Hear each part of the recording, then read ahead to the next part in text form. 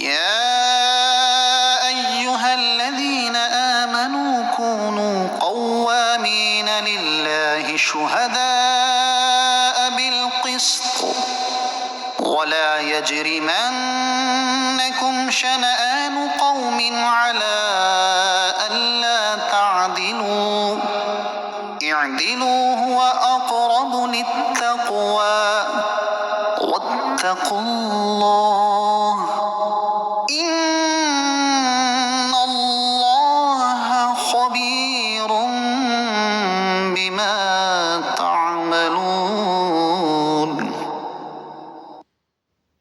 اے ایمان والو، انصاف کے ساتھ گواہی دیتے ہوئے اللہ کے حکم پر خوب قائم ہو جاؤ، اور تمہیں کسی قوم کی عداوت اس پر نہ ابھارے کہ تم انصاف نہ کرو، بلکہ انصاف کرو، یہ پرہیزگاری کے زیادہ قریب ہے، اور اللہ سے ڈرو، بے شک اللہ تمہارے تمام اعمال سے خبردار ہے۔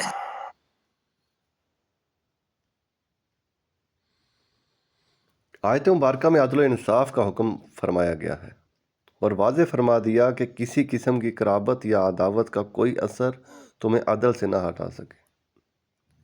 یہاں عدل و انصاف کے دو اعلیٰ نمونے پیش خدمت ہیں جس سے اسلام کی تعلیمات کا نقشہ سامنے آتا ہے۔ ملک غسان کا بادشاہ جبلہ بن اہم اپنے چند ساتھیوں کے ہمراہ حضرت عمر فاروق رضی اللہ تعالیٰ عنہ کی بارگاہ میں حاضر ہو کر مسلمان ہو گیا۔ کچھ دنوں بعد امیر المومنین حضرت عمر فاروق رضی اللہ تعالیٰ عنہ حج کے ارادے سے نکلے تو جبلہ بن اہم بھی اس قافلے میں شریک ہو گیا۔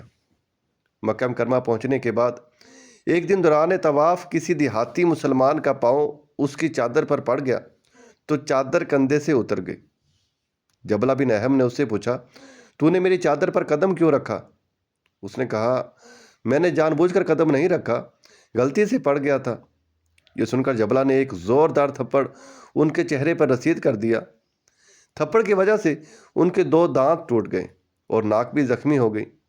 یہ دیہاتی مسلمان حضرت عمر فاروق رضی اللہ تعالیٰ عنہ کی بارگاہ میں حاضر ہوئے اور جبلہ بن اہم کے سلوک کی شکایت کی۔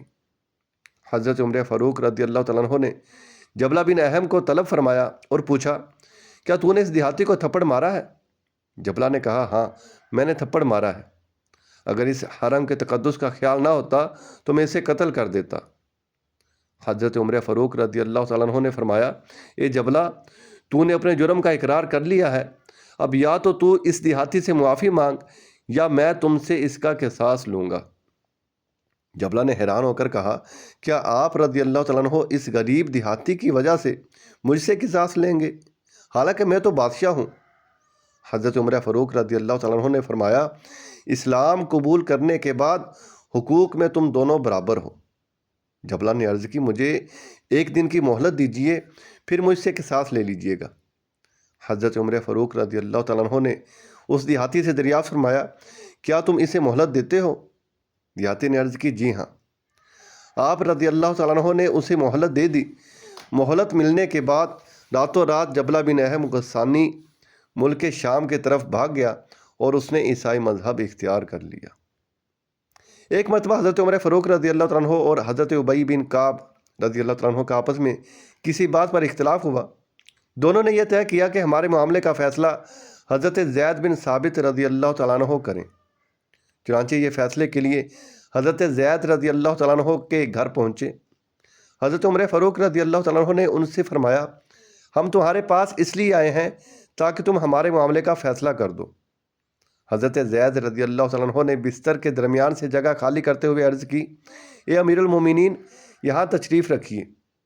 حضرت عمر فاروق رضی اللہ تعالیٰ عنہ نے فرمایا، یہ تمہارا پہلا ظلم ہے جو تم نے فیصلے کے لیے مقرر ہونے کے بعد کیا، میں تو اپنے فریق کے ساتھ ہی بیٹھوں گا۔